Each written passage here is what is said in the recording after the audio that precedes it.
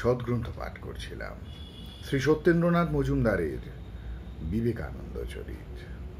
এই পুস্তকের আচার্য বিবেকানন্দ এই অধ্যায় থেকে আজকে পর্ব 162 পাঠ করছি। অক্টোবর ও নভেম্বর মাসে স্বামীজি অদ্বৈতবাদের শ্রেষ্ঠতম সিদ্ধান্তগুলি বিশ্লেষণ করিয়া কতগুলি বক্তৃতা করিলেন। এই সুকঠিন কার্যে তিনি যে আশাতীত রূপে কৃতকার্য হইয়াছেন তাহা জ্ঞান যোগখানি অভিনিবেশ সহকারে পাঠ করিলেই বুঝিতে পারা যায়।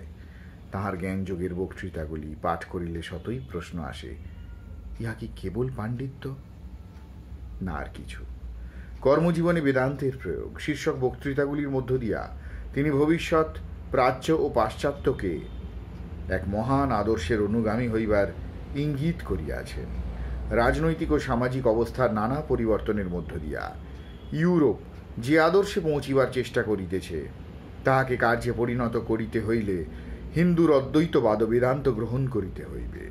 কেবলমাত্র জড়বিজ্ঞানের অনুসরণ করিয়া বর্তমান ইউরোপ যে বিক্ষুব্ধ হইয়া উঠিয়াছে তাহার সে জ্বালাময় বিশ্বশোষী তৃষ্ণা নিবারণ করিতে পারে একমাত্র প্রাচ্যের প্রাচীন দর্শন, ধর্ম ও অপূর্ব অদ্বৈত বেদান্ত।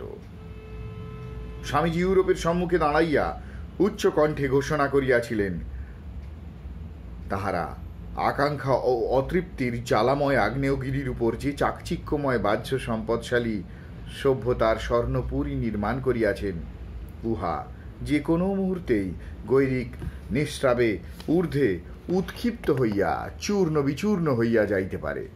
আরও ভবিষ্যৎবাণী করিয়াছিলেন, যদি তোমরা এই অভিনব বার্তাকে অস্বীকার করো তাহা হইলে ভাবি 50 বর্ষ মধ্যে তোমাদের ধ্বংস অবশ্যম্ভাবী।